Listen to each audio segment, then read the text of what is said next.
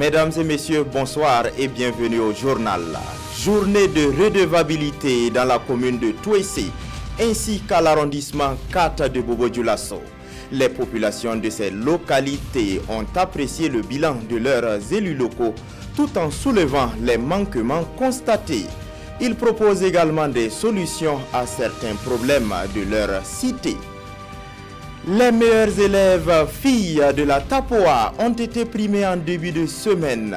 Il s'agit d'actes d'encouragement afin de pousser les filles à terminer leur cursus scolaire. 8 communes de la Tapoa sont concernées par l'opération. Mesdames et messieurs, ce sont là les titres de votre 19h. Une fois de plus, bonsoir.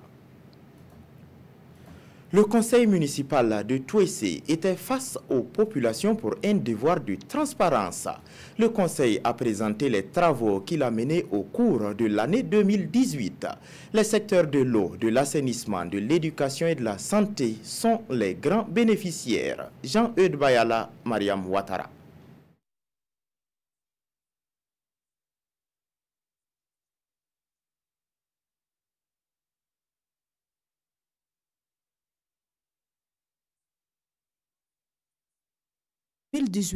Une obligation pour les collectivités. C'est un sentiment de satisfaction que nous avons, étant donné que nous assurons la tutelle rapprochée des communes. Au titre des réalisations pour le compte de l'année 2018 que nous venons de faire, nous pouvons citer entre autres la construction d'écoles, la construction de CSPS, de maternités. Nous avons réalisé des forages. Donc vraiment, c'est un bilan largement positif. Un bilan satisfaisant malgré les difficultés que connaît la commune qui réfléchit déjà aux défis à venir. L'incivisme fiscal est une réalité aujourd'hui et ça compromet nos projections. Nous avons 38 villages, mais à ce jour, il nous manque 3 villages qui n'ont pas encore d'école et nous comptons d'ici la fin de notre mandat pouvoir couvrir tous les villages d'école. Et il y a l'électrification des villages que nous comptons aussi avec l'aide de la Sonabel et d'autres partenaires pour pouvoir couvrir les villages qui restent. Il y a aussi la construction du marché central de Touessé. Des échanges avec les populations ont clôturé cette journée de redevabilité dans la commune de Touessé. Même exercice de redevabilité à l'arrondissement 4 de Bobo-Dioulasso. Là-bas, les 36 conseillers municipaux sont revenus sur 2 années et demie de réalisation dans leur arrondissement. Des occasions pour les populations de relever les points de manquement dans la gestion. Drissa Traoré, Ismaël Saturnin, Paris. Élu premier responsable de son arrondissement depuis 30 mois, le maire de l'arrondissement 4 de Bobo-Dioulasso juge nécessaire de faire un bilan à mi-parcours. Un bilan qui apparaît ici comme un signe de transparence, mais aussi un devoir de redevabilité vis-à-vis de sa population. L'arrondissement numéro 4 est lié à la commune de Bobo-Dioulasso et il ne peut pas faire de grands investissements. Nous ne faisons que faire ce qu'on appelle les investissements de fonctionnement. Donc le peu de moyens qu'on nous donne, on les consacre en tout cas aux fonctionnements sociaux de base. Au regard de l'immensité de la tâche et des défis à relever, cette journée est l'occasion pour le conseil municipal de l'arrondissement 4 de se prêter à l'exercice des questions-réponses sur sa gestion de la chose publique. D'appeler toute la population à une collaboration franche et à participer activement aux activités que la mairie viendra en tout cas à vouloir réaliser. Et dire également que si nous ne nous mettons pas ensemble et taire les divergences, il va être difficile que nous puissions amorcer le développement dans notre arrondissement. À cette activité, le maire de l'arrondissement 4 de Bobo-Dioulasso et son équipe entendent s'approcher davantage de leur population afin de prendre en compte leurs préoccupations. Il rassure que d'ici à la fin de leur mandat, les actions de développement seront plus visibles. Restons à Bobo-Dioulasso où la brigade verte de la cité a organisé 72 heures d'activité. La brigade verte veut faire connaître des populations ses prérogatives ainsi que les difficultés auxquelles elle est confrontée. L'activité est à sa première édition. Elle a permis à la brigade verte de Bobo-Dioulasso de recevoir du matériel de nettoyage et des vivres. Kassoum Milogo, Moussa Sano. 72 heures de la brigade verte de Bobo Dioulasso. Après plusieurs activités, la première édition s'achève ici à travers cette cérémonie organisée par la commune pour saluer le mérite de ces balayeuses de rue. Pour nous, c'est une occasion d'échanger avec elles, de réorienter quand même leur travail sur le terrain et surtout appeler l'opinion que ces braves dames sont des acteurs de développement de la commune. Désormais, par exemple, elles auront comme mission aussi de sensibiliser. Il faut aussi demander à toute la population de s'impliquer. Un appel déjà entendu par cette population, notamment par la ministre du Développement de l'économie numérique et les deux parrains de ces 72 heures de la brigade verte, le directeur général de la Safito et le député Léon Sanou qui offre du matériel de nettoyage et des vivres. C'est bon de marquer un arrêt pour encourager effectivement ces braves femmes. Et c'est pour cela, le parrain et moi, nous avons fédéré effectivement nos énergies pour dire nous venons soutenir effectivement ces braves femmes pour ce qu'elles font pour la ville de Bobo Dioulasso. La brigade verte, elle mérite vraiment nos encouragements, notre soutien. C'est une première pour le conseil municipal et je souhaite que ça puisse se perpétuer et que chaque année nous puissions quand même avoir 3 jours pour célébrer ces braves dames. Des dames très contentes qui saluent cette première édition des 112 heures de la brigade verte de Bobo Dioulasso. Une édition qui était placée sous le thème amélioration du cadre de vie des habitants et promotion de la salubrité publique. Je vous le disais en titre, l'association des scolaires et étudiants de la Tapoa travaille pour le maintien des jeunes filles à l'école. Pour contribuer efficacement à ce combat, l'association organise des journées de récompense pour susciter de l'engouement chez les jeunes filles.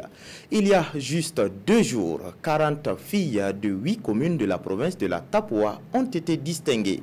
C'était en présence de Alassane Kendrebego et Mahamadi Ouedraogo.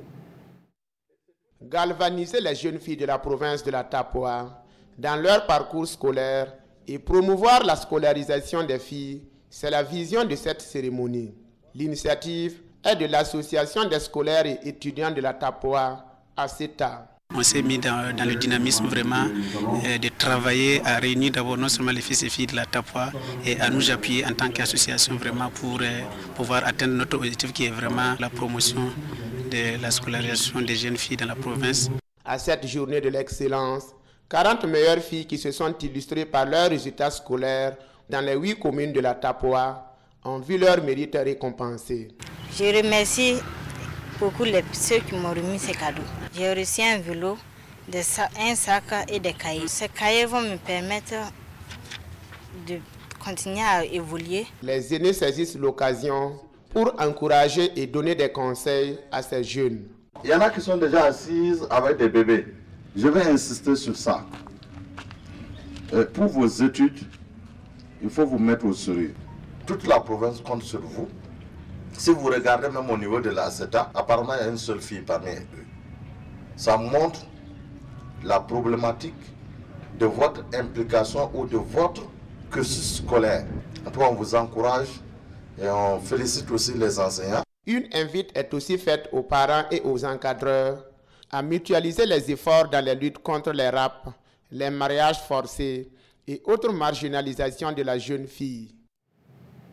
Parlons maintenant d'un anniversaire, celui de l'école A de Marcoy, qui a 60 ans cette année. Les anciens élèves, parmi lesquels figure le ministre Al-Kassoum Maïga, ont tenu à marquer d'une pierre blanche cet anniversaire. Des moments de rétrospection et aussi de projection pour trouver des solutions aux défis du futur. Idrissa Kagone, Sekou Zongo. 1958-2018, du temps s'est écoulé, des émotions restent fortes et la lumière demeure dans la cité de Marcoy. L'école primaire publique de Marcoy a 60 ans, mais le combat contre l'analphabétisme et l'ignorance se poursuit. C'est quand même un parcours qui nous donne l'obligation d'avoir un devoir de mémoire. Pour dire que la question de l'éducation a fait du pas au Sahel, et surtout à Ludalan et à Marcoy en particulier. Nous avons dit aux parents que le fait d'aller à l'école, c'est quand même le triomphe de la connaissance et du savoir.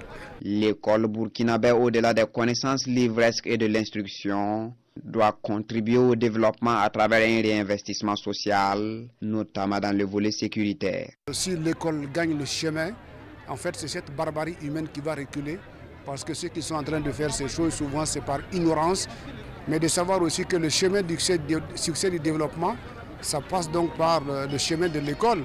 Depuis son ouverture en octobre 1958, 45 promotions se sont succédées à l'école A de Marcoy, apportant ainsi sa touche à l'édification du Burkina Faso. Aujourd'hui quand même nous avons des cadres, nous avons des médecins, nous avons des ingénieurs. On sent vraiment que le développement est en train de rentrer. Avoir un élève qui est ministre aujourd'hui, qui est professeur de l'université, ne peut pas ne pas être content. Alors donc il y en a comme ça d'autres. Cette commémoration des 60 ans de l'école A de Marcoy a été une occasion de rendre hommage à son tout premier directeur. Des attestations de reconnaissance et des prix ont été remis aux anciens enseignants et aux enseignants et élèves les plus méritants de l'année 2017.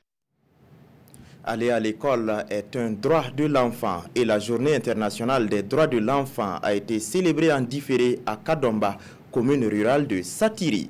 Cette célébration est initiée par l'ONG Credo qui célèbre du même coup son 12e année d'intervention dans les communes de Satiri, de Bama et de Kourouma. Retour sur la cérémonie avec Hassan Gourabou et Amadou Lougué.